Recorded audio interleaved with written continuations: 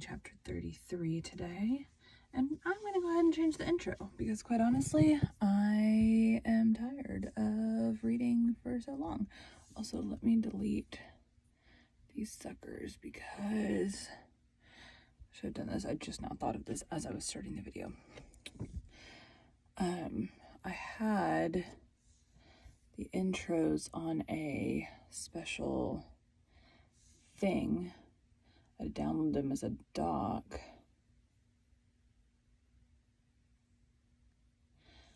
Because, not green, yellow, go to yellow, okay.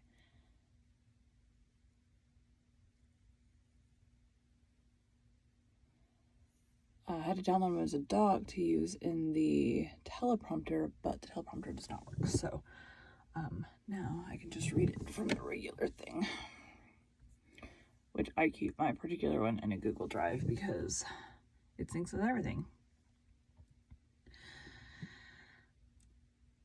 Welcome to Bite at a Time Books, where we read you your favorite classics one bite at a time. My name is Bree Carlisle, and I love to read and wanted to share my passion with listeners like you. Today we're going to do something a little bit different. We're still going to read our chapter a day because that's what this whole podcast is about. And just so you know, when I pick a book, they're all public domain. They're all books that are classics, that are books that you may have read when you were in school, you may have always wanted to read, or you may have read it 50,000 times and you just love it. Just love it. All the links for the show are down in the show notes. All the links for... Just love it. All the links for the show are down in the show notes. Follow us on social media where we would love to hear from you. We would love to hear what you're doing, what you're thinking, anything like that you want to share with us. All the social media... Bleh. What you're thinking. Anything you want to share with us, we'd love to hear from you.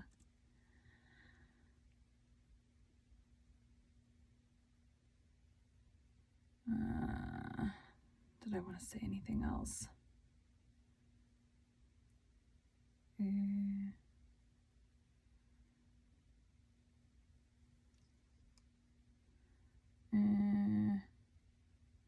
Like an idiot. Go back.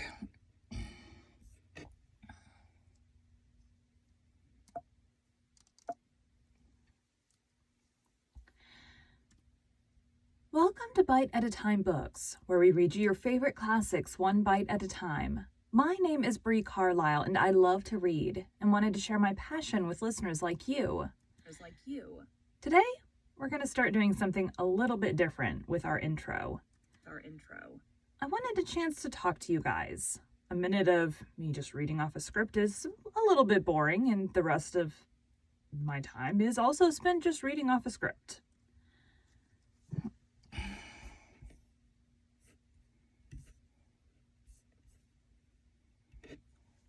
And the rest of my time is spent just reading off a script. I don't know why it keeps doing that. Excuse me. The script. I read these books like I read to my daughter. One chapter a day. It's enough of a little bite that you get to know more of the story, but it's not so much that you feel overwhelmed. When I say I love to read, I can consume an entire book in a day. It's a lot. So I, for years, had been looking for a way that I could make money for reading. Now, at the time, I thought more along the lines of reviews for books or maybe editing books, although I'm not the best at that. But in September of last year, I stumbled across a video on TikTok about how to make some ridiculously high amount of money on being an audiobook narrator. So then I looked into how to actually get started, and there was quite a few narrators on TikTok. So then I looked into actual people that do the job on TikTok, people that had tagged audiobook narrator or something like that, and there was a few that gave some tips and tricks for how to get started. So the end of September, I started auditioning. I had a $50 mic at the time, and all I could get was nonfiction jobs. Not that that's bad. Nonfiction books are still good, but I really have a passion for fiction. So I started the podcast. I figured, let's use some public domain books. Let's do what we're doing already and get a lot of practice on the fiction side of things. And finally, in January of 2022, I landed my first fiction paid book. And it was great. I had a lot of fun. And then it was like dominoes, book after book after book of fiction. Now, I use a different name for that, but I have a full schedule of fiction books, fantastic fiction books, and I'm really excited that I'm getting to do what I love and I'm getting paid for it. Now, today we're going to be continuing The Three Musketeers by Alexandre Dumas.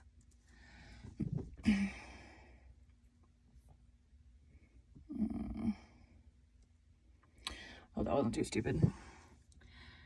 Dumas. Soubrette. Number. Dumas. 33. Soubrette and Mistress. Mistress. Meantime, as we have said, despite the cries of his conscience and the wise counsels of Athos, D'Artagnan became hourly more in love with my lady. Thus, he never failed to pay his diurnal court to her, and the self-satisfied Gascon was convinced that sooner or later she could not fail to respond. One day when he arrived with his head in the air and as light at heart as a man who awaits a shower of gold, he found the soubrette under the gateway of the hotel. But this time the pretty Kitty was not contented with touching him as he passed. She took him gently by the hand. Good, thought D'Artagnan. She is charged with some message for me from her mistress. She is about to appoint some rendezvous of which she had not courage to speak. And he looked down at the pretty girl with the most triumphant air imaginable. I wish to say 3 words to you, Monsieur Chevalier. I wish to say 3 words to you, Monsieur Chevalier, stammered the soubrette. Speak, my child, speak, said D'Artagnan. I listen. Here? Impossible. That which I have to say is too long, and above all, too secret. Well, what is to be done? If Monsieur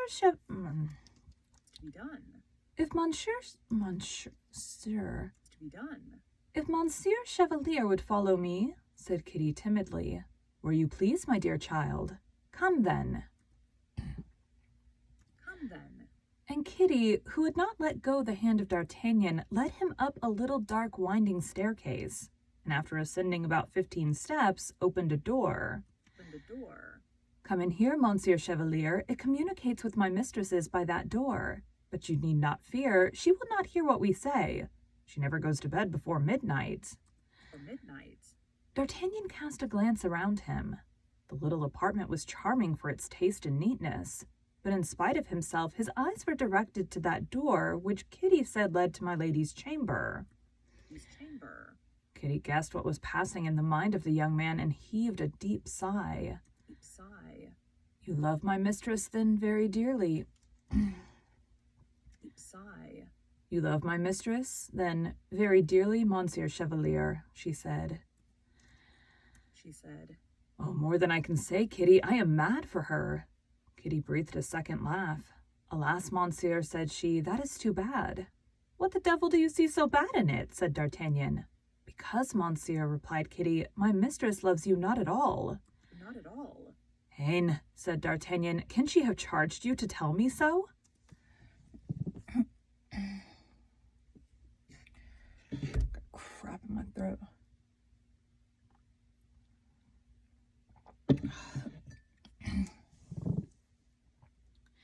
Tell me so? Oh, no, Monsieur, but out of the regard I have for you, I have taken the resolution to tell you so. Much obliged, my dear Kitty, but for the intention only. For the information, you must agree it is not likely to be at all agreeable. That is to say, you don't believe what I have told you? Is it not so? Is it not so? We have always had some difficulty in believing such things, my pretty dear, were it only from self-love. Then you don't believe me. Believe me. I confess that unless you deign to give me some proof of what you advance. What do you think of this? Kitty drew a little note from her bosom. From her bosom. For me? Said D'Artagnan, seizing the letter. No, for another. For another? Yes. Yes. His name, cried D'Artagnan. Read the address.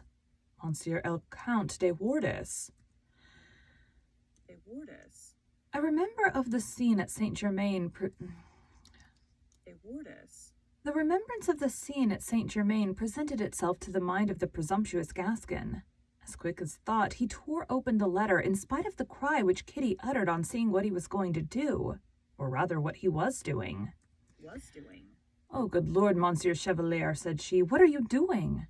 I, said D'Artagnan, nothing, and he read. You have not answered my first note.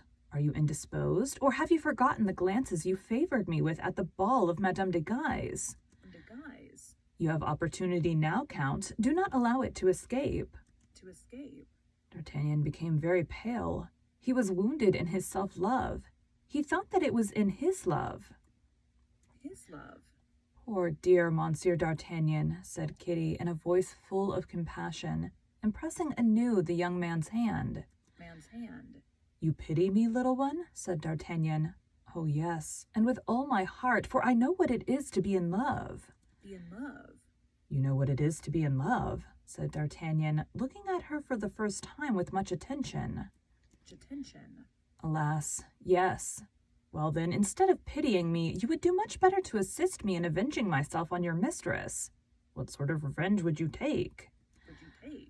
I would triumph over her and supplant my rival. Of course you would.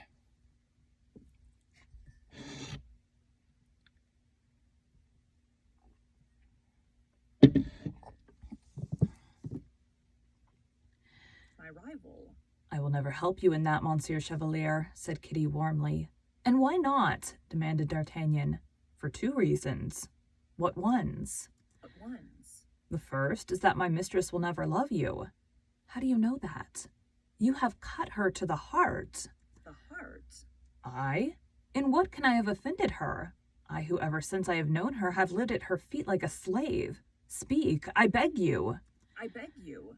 I will never confess that but to the man who should read to the bottom of my soul. My soul? D'Artagnan looked at Kitty for the second time. The young girl had freshness and beauty which many duchesses would have purchased with their coronets. Coronets? Kitty, said he, I will read to the bottom of your soul whenever you like. Don't let that disturb you. And he gave her a kiss at which the poor girl became as red as a cherry. A cherry? Oh no, said Kitty, it is not me you love, it is my mistress you love. You told me so just now. Oh, just now? And does that hinder you from letting me know the second reason? Second reason? The second reason, Monsieur the Chevalier, replied Kitty, emboldened by the kiss in the first place, and still further by the expression of the eyes of the young man, is that in love everyone for herself. For herself? Then only D'Artagnan remembered the languishing glances of Kitty, her constantly meeting him in the antechamber, the corridor, or on the stairs, those touches of the hand every time she met him, and her deep sighs. But absorbed by his desire to please the great lady, he had disdained the soubrette. He whose game is the eagle takes no heed of the sparrow. The sparrow? But this time our Gascon saw at a glance all the advantage to be derived from the love which Kitty had just confessed so innocently, or so boldly. The interception of letters addressed to the Count de Wardes, news on the spot, entrance at all hours into Kitty's chamber, which was contiguous to her mistress's. The perfidious deceiver was, as may plainly be perceived, already sacrificing, in intention, the poor girl in order to obtain my lady willy-nilly. Willy-nilly? Well, said he to the Willy-nilly. Well, said he to the young girl, are you willing, my dear Kitty, that I should give you a proof of that love which you doubt? You doubt. What love? Asked the young You doubt. What love? Asked the young girl. Of that which I am ready to feel toward you. And what is that proof? A proof. Are you willing that I should this evening pass with you the time I generally spend with your mistress? Your mistress? Oh, yes, said Kitty, clapping her hands, very willing. Very willing. Well, then, come here, my dear, said D'Artagnan, establishing himself in an easy chair. Come and let me tell you that you are the prettiest soubrette I ever saw.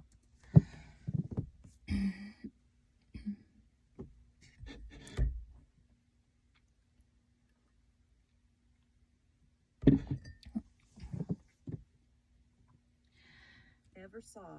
And he did tell her so much and so well that the poor girl, who asked nothing better than to believe him, did believe him.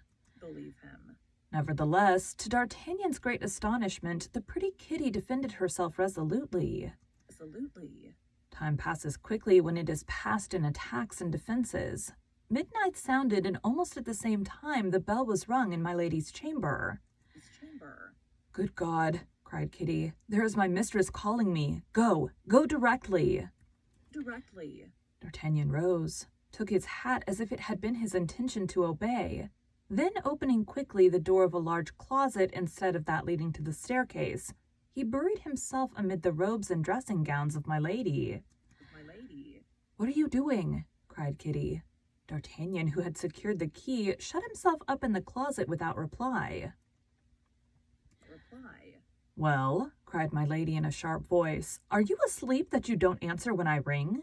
When I ring. And D'Artagnan heard the door of communication opened violently. Violently. Here I am, my lady, here I am, said Kitty, springing forward to meet her mistress. Mistress.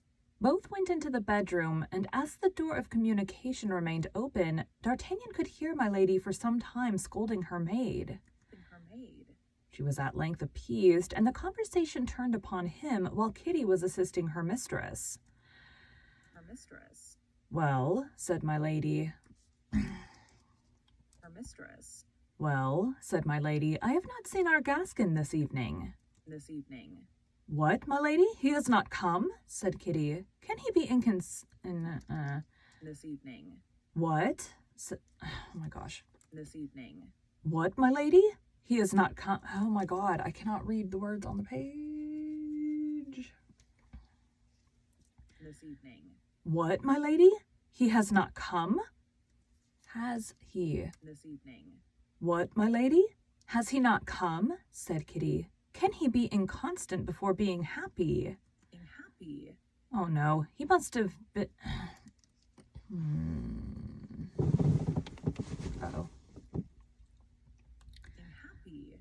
Oh no, he must have been prevented by Monsieur de Treville or Monsieur Dessessart. I understand my game, Kitty. I have this one safe. One safe. What will you do with him, madame? Him, madame. What will I do with him? Be easy, Kitty. There is something between that man and me that he is quite ignorant of. He nearly made me lose my credit with his eminence. Oh, I will be revenged. Revenged. I believed that madame loved him. Loved him. I love him? I detest him. An idiot who held the life of Lord de Winter in his hands and did not kill him, by which I missed 300,000 livres income. Income. That's true, said Kitty. Your son was the only heir of his uncle, and until his majority, you would have had enjoyment of his fortune. His fortune. D'Artagnan shuddered to the marrow at hearing this suave creature reproach him, with that sharp voice which she took such pains to conceal in conversation. For not having killed a man whom he had seen her load...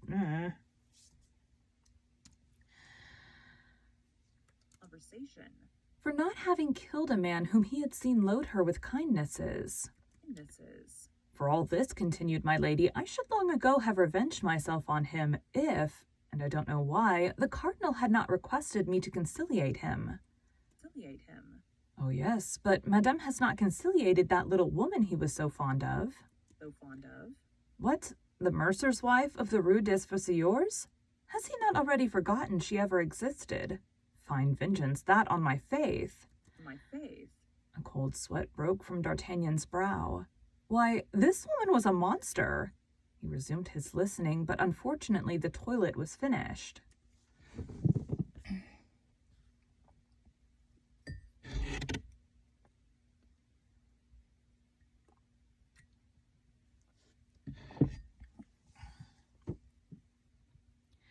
Finished. That will do, said my lady. Go into your own room, and tomorrow endeavor again to get me an answer to the letter I gave you.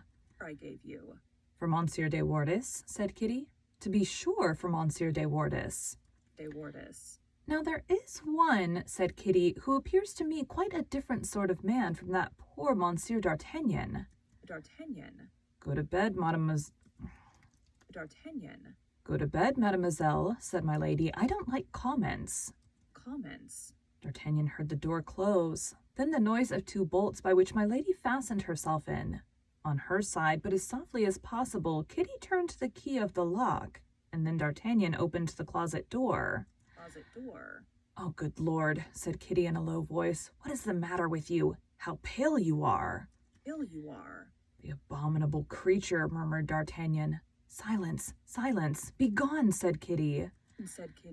There is nothing but a wainscot between my chamber and my lady's. Every word that is uttered in one can be heard in the other. That's exactly the reason I won't go, said D'Artagnan. What? Said Kitty, blushing. Or at least I will go. Later. He drew Kitty to him. She had the less motive to resist. Resistance would make so much noise. Therefore Kitty surrendered.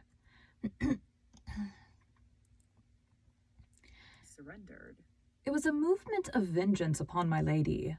D'Artagnan believed it right to say that vengeance is the pleasure of the gods. With a little more heart, he might have been contented with this new conquest, but the principal features of his character were ambition and pride.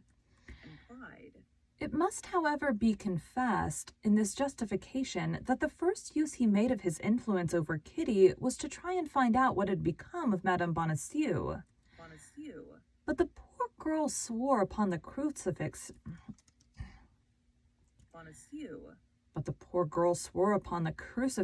Oh my God. Well, I've got crap in my throat this morning.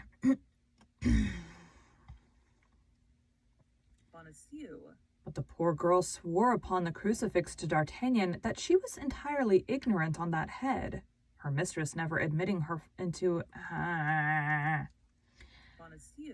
But the poor girl swore upon the crucifix to D'Artagnan that she was entirely ignorant on that head, her mistress never admitting her into half her secrets, only she believed she could say she was not dead. As to the cause which was near making my lady lose her credit with the cardinal, Kitty knew nothing about it. But this time D'Artagnan was better informed than she was. As he had seen my lady on board a vessel at the moment he was leaving England, he suspected that it was almost without a doubt on account of the diamond studs. But what was clearest in all this was that the true hatred, the profound hatred, the inveterate hatred of my lady was increased by his not having killed her brother-in-law. D'Artagnan came the next day to my lady's, and finding her in a very ill humor, had no doubt that it was lack of an answer from Monsieur de Wardes that provoked her thus. Kitty came in, but my lady was very cross with her. The poor girl ventured a glance at D'Artagnan, which said, "See how I suffer on your account?" Toward the end of the evening, however, the beautiful lioness became milder. Toward the end of the evening, however, the beautiful lioness became milder. She smilingly listened to the soft speeches of D'Artagnan and even gave him her hand to kiss.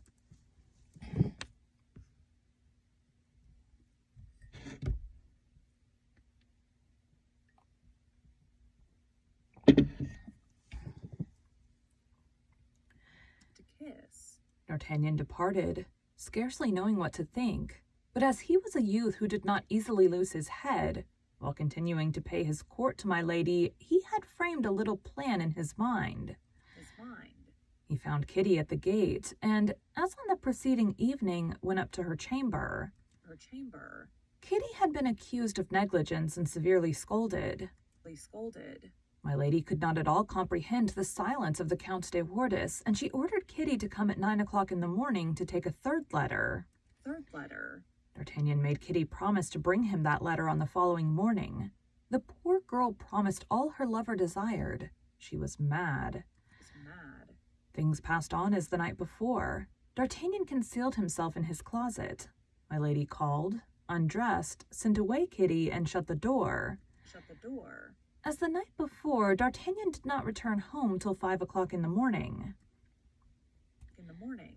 At 11 o'clock, Kitty came to him.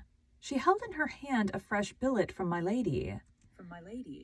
This time the poor girl did not even argue with D'Artagnan. She gave it to him at once. She belonged body and soul to her handsome soldier.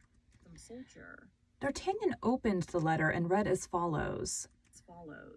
This is the third time I have written to you to tell you that I love you. Beware that I do not write to you a fourth time to tell you that I detest you. If you repent of the manner in which you have acted toward me, the young girl who brings you this will tell you how a man of spirit may obtain his pardon. D'Artagnan colored and grew pale several times in reading this billet. Oh, you love her still, said Kitty, who had not taken her eyes off the young man's countenance for an instant. No, Kitty, you are mistaken. I do not love her, but I will avenge myself for her contempt.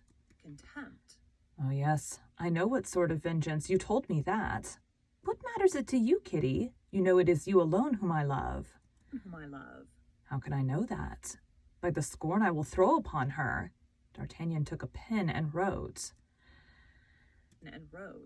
Madame, until the present moment I could not believe that it was to me your first 2 letters were addressed. So unworthy did I feel myself of such an honor.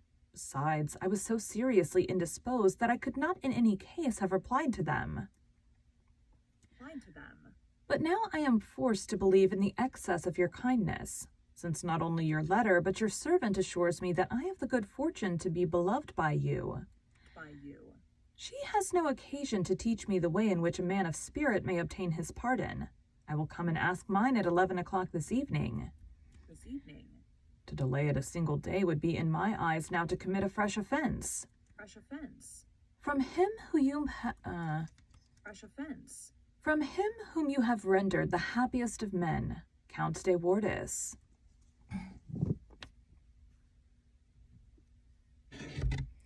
I don't know why some of these chapters have the longest names in the world.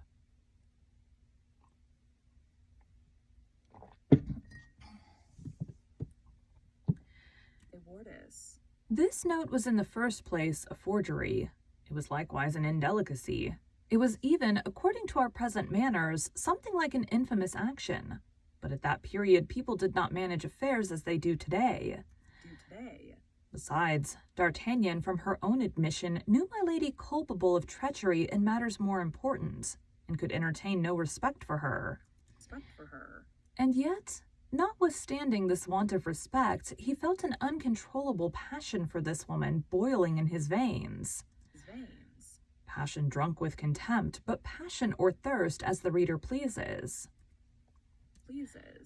D'Artagnan's plan was very simple. By Kitty's chamber he could gain that of her mistress.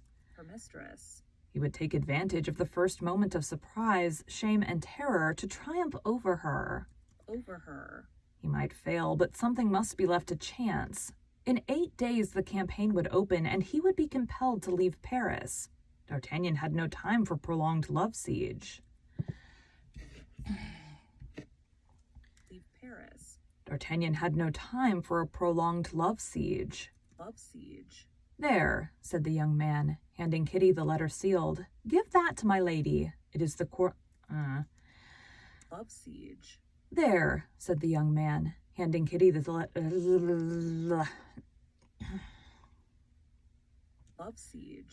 There, said the young man, handing Kitty the letter sealed. Give that to my lady. It is the Count's reply. Poor Kitty became as pale as death. She suspected what the letter contained. Listen, my dear girl, said D'Artagnan, you cannot but perceive that all this must end some way or other. Way or other. My lady may discover that you gave the first billet to my lackey instead of to the count's, that it is I who have opened the others which ought to have been opened by De Wardes. My lady will then turn you out of doors, and you know she is not the woman to limit her vengeance. For vengeance. Alas, said Kitty, for whom have I exposed myself to all that? All that. For me, I well know, my sweet girl, said D'Artagnan, but I am grateful, I swear to you. Swear to you. But what does this note contain? My lady will tell you. Ah, you do not love me, cried Kitty, and I am very wretched. Very wretched. To this reproach there is always one response which... Very wretched. To this reproach there is always one response which deludes women. D'Artagnan replied in such a manner that Kitty remained in her great delusion. Delusion. Although she cried freely before deciding to transmit the letter to her mistress, she did at last so decide, which was all D'Artagnan wished. Finally, he promised that he would leave her mistress's presence at an early hour that evening, and that when he left the mistress, he would ascend with the maid. This promise completed poor Kitty's consolation.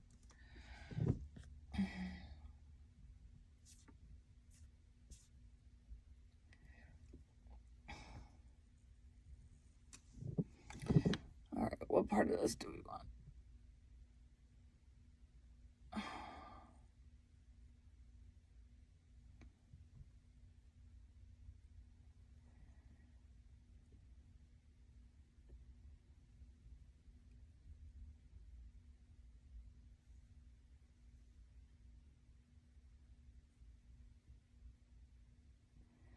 This and this. Consolation. Thank you for joining Bite at a Time Books today, while we read a bite of one of your favorite classics. Again, all of our links are in the show notes. If you ever wondered what inspired your favorite classic novelists to write their stories, what was happening in their lives or the world at the time, check out Bite at a Time Books Behind the Story, Tuesdays wherever you listen to podcasts. Sometimes we'll talk about the author's life, what inspired them to write their book, and other things that may have happened, monarchs that reigned, wars that happened, or anything else that may have happened that was of significance in their life. Again, my name is Bree Carlisle, and I hope you come back tomorrow while we take the next bite of the Three Musketeers. I really hope that intro and outro wasn't stupid.